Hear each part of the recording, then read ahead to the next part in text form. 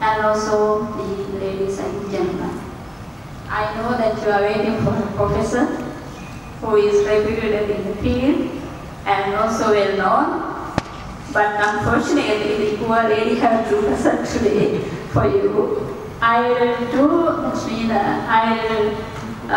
try to give an image about the constraints and also the potentials which we can see in Sri Lanka in terms of the field of geo-informatics in Sri Lanka too. Right?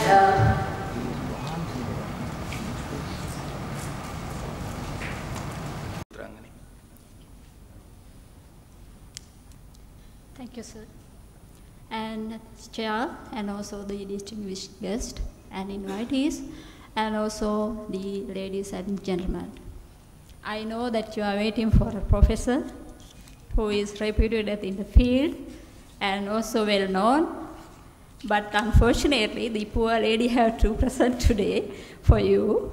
I will do, that means I will try to give an image about the constraints and also the potentials which we can see in Sri Lanka in terms of the field of geo-informatics in Sri Lanka too.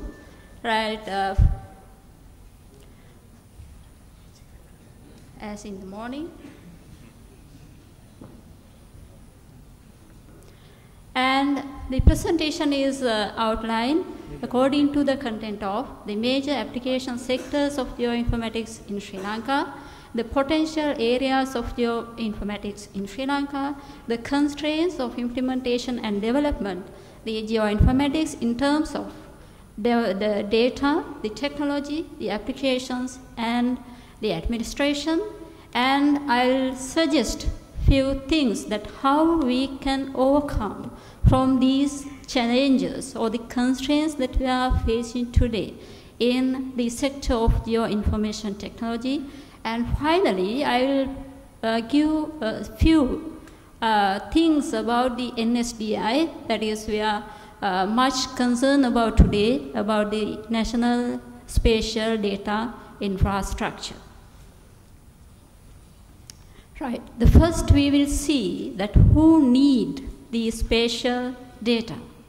There are, if we put into 2 or 3 categories, that if we combine all the uses of spatial data, that we can tell or we can conclude or we can categorize them as the economic development, the social protection, and also the environmental conservation.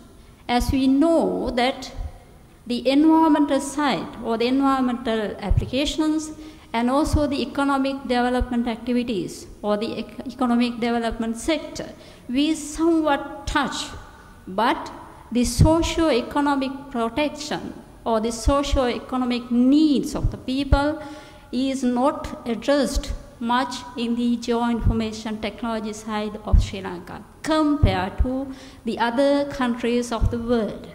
That means the facilitating to the people and their socio-economic or the livelihood conditions of the people, that we didn't address much on it. You might have your own views about what I am telling, that you can tell what that you want to tell, that actually what we see or what we observe in the sector of geoinformatics in Sri Lanka, we can see that the area that we have addressed in the socio-economic or the social protection is much less compared to the other 2.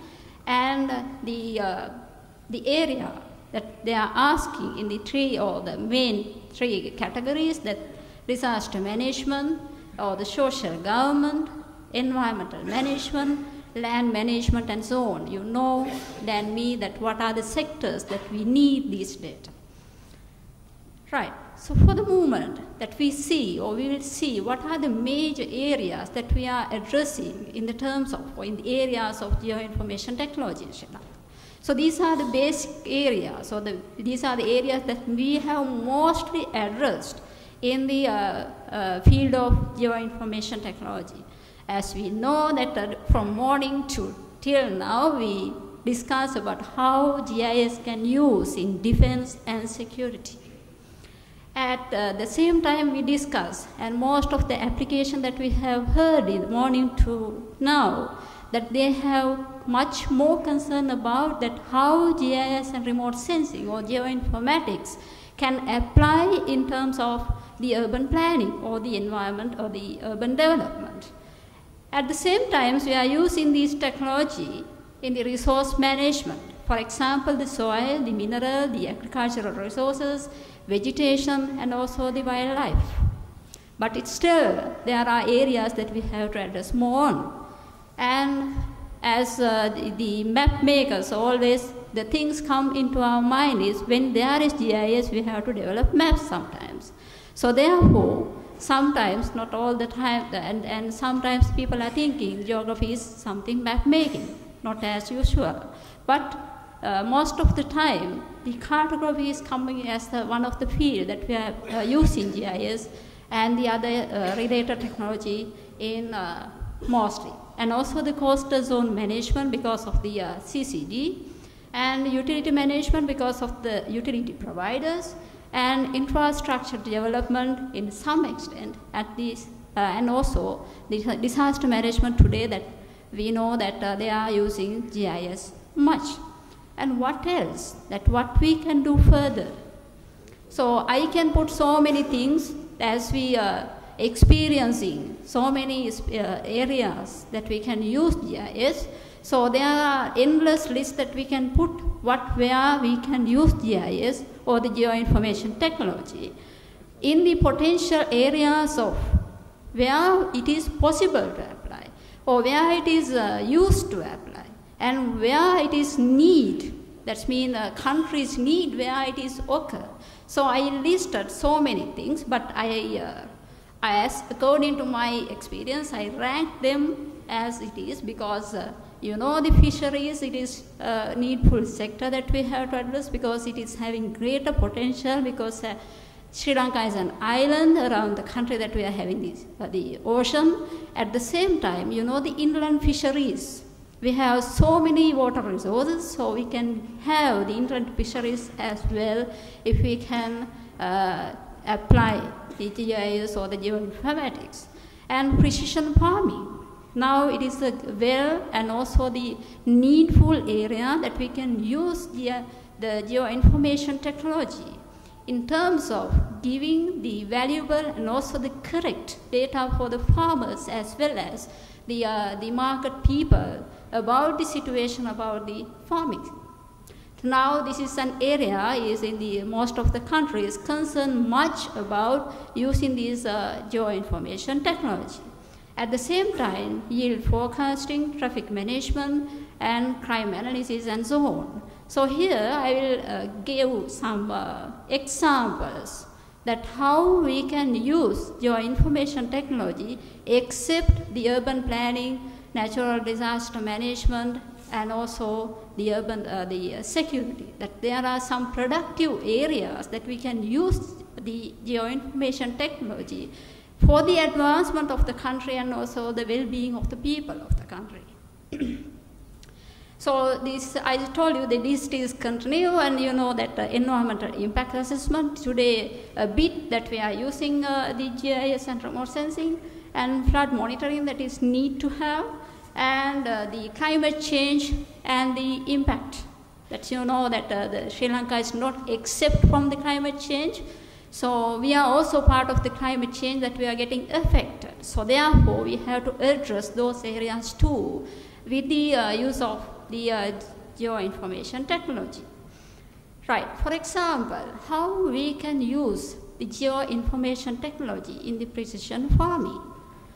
So therefore, here we need some of the important data to provide the precise information about the farming about or the agricultural sector. So for example, the availability of yield, the physical parameters such as soil and the rainfall and so on, and also the crop variability that you know that we are having different types of crop at the different characteristics of the crops. At the same time, we need to have the topographic information that we know that according to the terrain, the farming systems are getting changed. For the upland, for example, it is something, and also when it is going to the lowland dry zone, it is something else. So therefore, we have to know about what farming system that we are using to. At the same time, we need harvest-mounted sensors. So for example, the countries like Thailand, that they are using their own sensor network to get the data for their computers and the desktop, and see that what is happening in the crop, and they can forecast what is going on to the crop and what will be the yield in the future.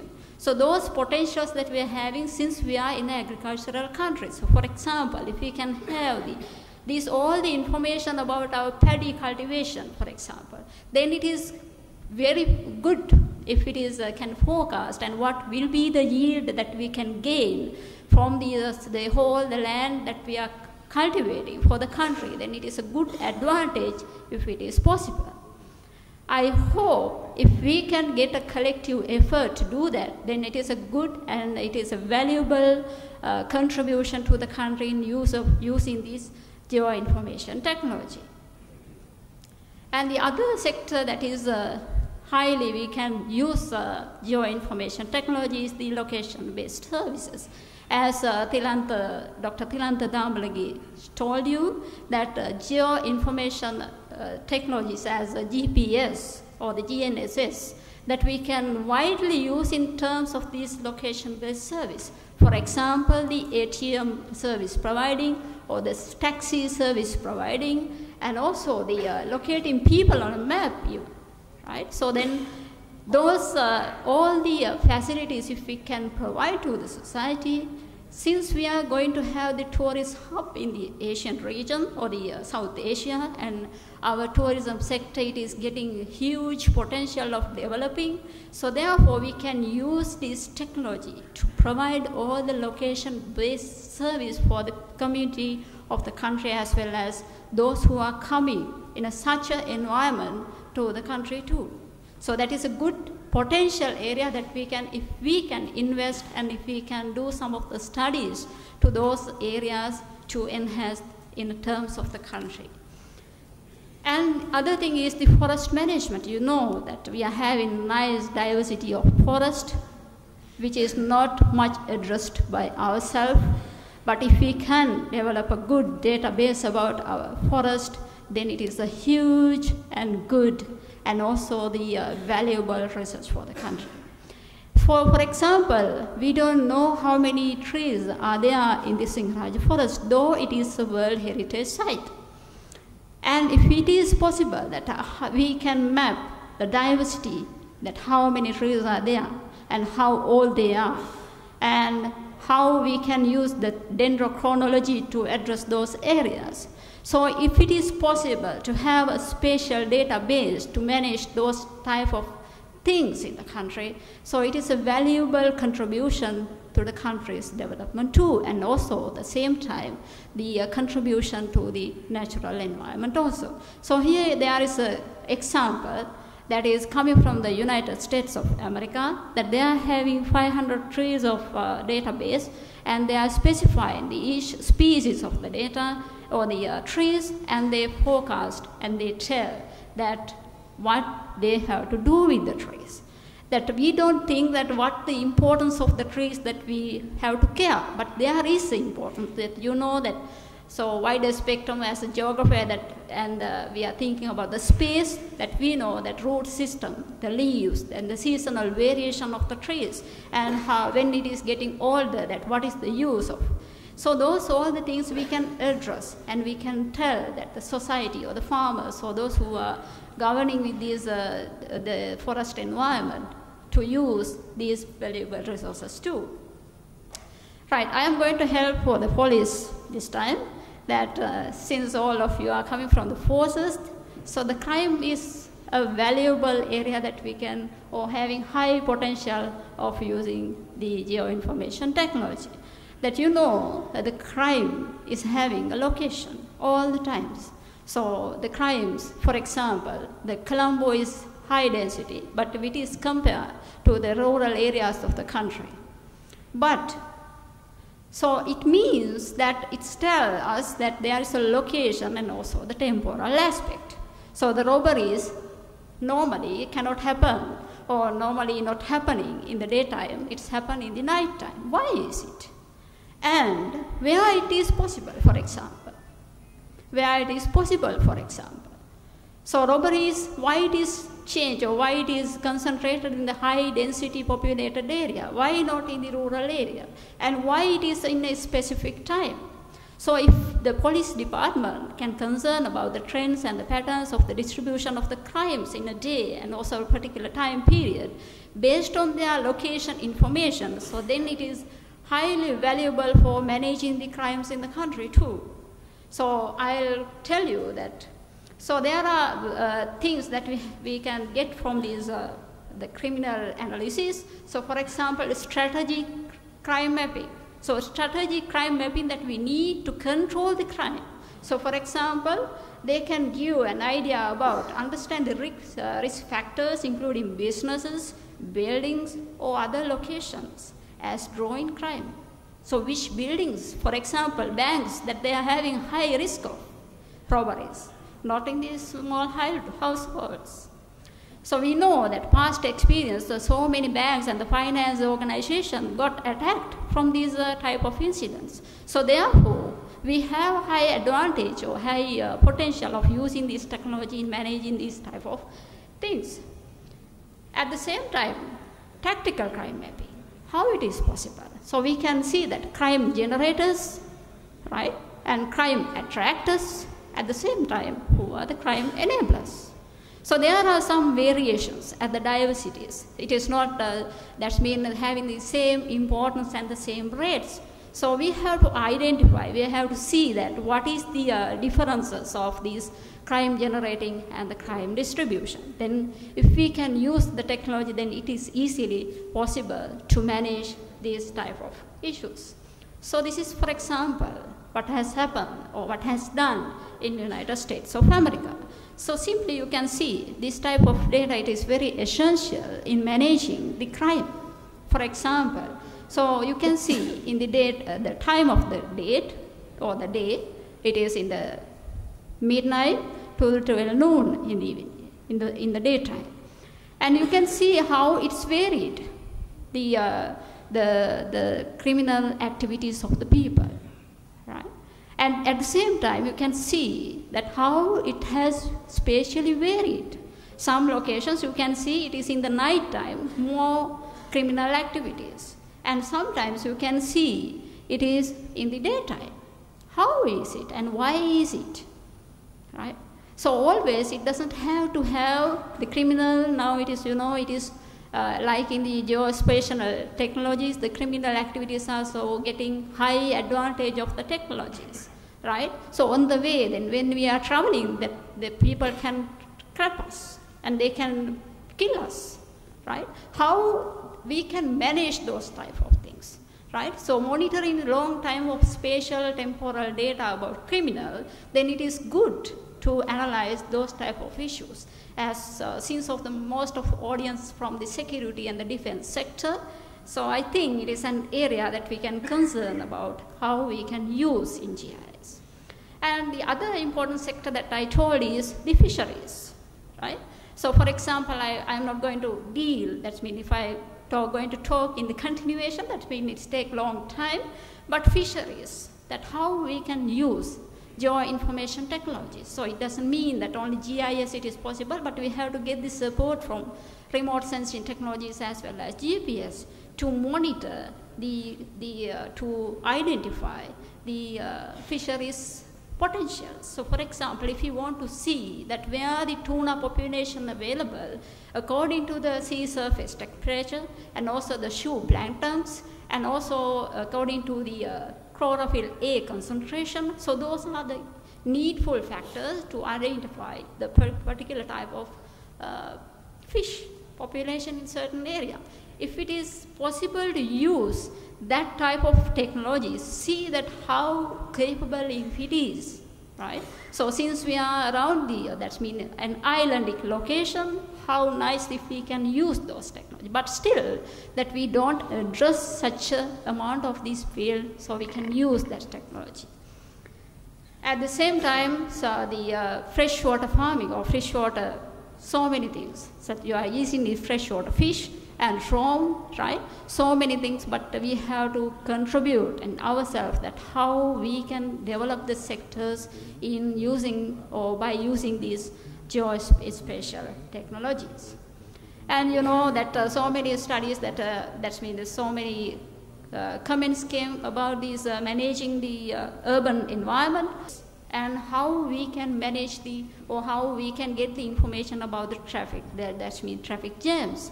So we can use, so here you can see that the infrastructure about these, the traffic life cycle, right? So those information we can use to manage the traffic jams in a city, that we can contribute in managing the valuable time of the people, those who are wasting in the urban or the town environment. Right, so those are some of the examples that I want to tell, but you have to understand, or we have to understand, that there are so many areas that we have to address, right, to contribute the national development in terms of the potential of the geoinformation technology. Simply, we'll go through what are the constraints that we are facing in the geospatial information technology. So about data, that I think you might know, and generally you know what are the problems that we are having in our hand when we are working with the data.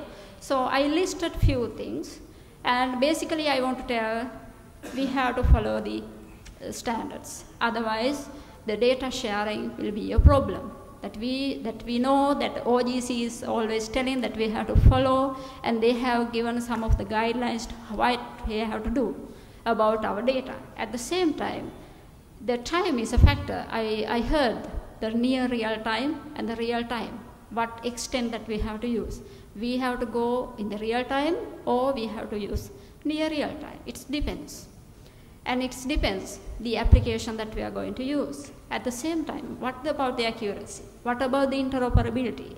And what about the data formats? Since although that we are using the terms of remote sensing, GIS, GNSS, and so on, if we use the raster and vector, think about how people are getting confused about these formats.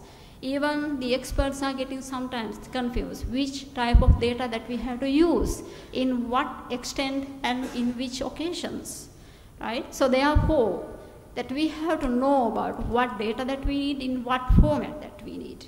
At the same time, the scale, the projection, and also the data misuse about the data. That we don't know if it is good for the national grid or if it is need the UTN. That how we recommend to the people that which data projection or the which datum or which scale that we have to use, right? And also the metadata is one of the good, or one of the major area that we have to address. We don't care about the metadata. So if we need to understand the data, that we have to follow so many things, so we have to go by the people who have created data. If we do have the metadata, then it is simply, we can use it. And the availability and also the reliability. So these are some of the general terms that we have to know about when we are going to use the spatial data. And also the cost. That, for example, the survey department, that they want to sell the data, but we don't want to buy. Because why? It is very expensive, for example. But we concerned about if we can take the topo sheet, and if we can digitize, we concern much, because it is not much cost. And why do you care about the Landsat? Because they are freely available. Even though the spatial resolution is not a matter, what we do simply, 250 meter resolution data we download and we work. But we don't care about the Iconos or the GOI. Because of why? That we don't want to pay. So therefore, simply what we have to understand is the infrastructure, the capabilities of the people, that how much that we can spend on the things is a much more important factor in available of the or using the geoinformation technology. As Dr. Thilanta told, that we need high accuracy GPS device. How much that we can spend on that? So simply, if you want to buy a GPS for the university, what we simply do, we call quotation, and we get the lowest price GPS. Why is that? So can we achieve the objective that we need or that we have? No, in sometimes, not sometimes, but all the time. Why we are having the pirates copy of ArcGIS? Simple, right? So even though we are paying for the ArcGIS, it's getting or it's having a limited access. But if it is using the pirates, no problem. We can have the full package. I know the EMSO and the other people are here, but understand this is the situation of Sri Lanka, right? I know that at the same time, if it is a licensed software if we have to use, we know that the university lecturers cannot do any GIS research, so the GIS research, right? So this is what we have to understand. At the same time, the people are concerned about the open source, except the commercial software instead of ArcGIS or ArcView. But can we perform the same thing in the open source software? No, right? So there are limitations. There are limitations. We cannot use the software, and we know that the open source software is a simple GPS device. What they are having the knowledge, or what is the skill, and how they can understand the format of the data. We discuss in the academic forum the L-band, the C-band, and so on, but people don't know. At least they don't know they need 4 satellites to get the location of. So therefore, the general public should have to be aware about the technology. So for example, we discuss about DGPS, Differential Global Positioning System, or RTK. And for that if we want to use, we know there should be some of the infrastructure, right? So there should be base stations, and there should be good receivers, good accuracies. So these are matters to address that we have to come to our forum to discuss these things. At the same time, the applications. Since we discuss, that means I explained to you, there are limited applications that we are focusing. At the same time, they are in the silos. That means they are freeze to research only, but there is no mechanism to implement them, right? So there are publications today that we listen for so many of them, but finally they are in a piece of paper. But they are not coming to the implementation level because of some matter. What matter is depends on so many things. At the same time, the administration. There are the HR problems, that means the human resource problem. At the same time, the infrastructure problem, and also the investment. So there are so many suggestions that I can suggest here to overcome or to face for these type of constraints. And it depends on that which sector that you are and which location that you are. In Colombo, this type of constraint much less compared to the rural, like Uvelas University, right? So the context of here, it might be different, and also when it goes to the newly establishing institutions, so the factors might be in a different context. So finally, we have to use the same technology, the spatial technology, to see the variation of the spatial diversity of, or spatial variation of spatial technologies in the world. Finally, we can see nicely overlapping, the developed countries have high usage of the geo-information technologies than the poorest. The factor is very clear, right? So the same thing can apply in the same, even in a very regional basis, right? So you know the India is higher, or they are in a straightforward than Sri Lanka. So there is, that means the correlated factors affecting on the context of the geospatial technology.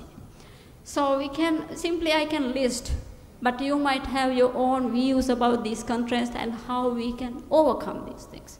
So nicely we can list them, but still we don't have such a kind of mechanism to share the data. So what we are doing is, we are repeatedly collecting the same data for the same purpose sometimes, and we are not using the available data finally. So what we are doing is, we are investing or we are spending for creating the data or gathering the data, but no use of using the same data for the different researchers in different contexts.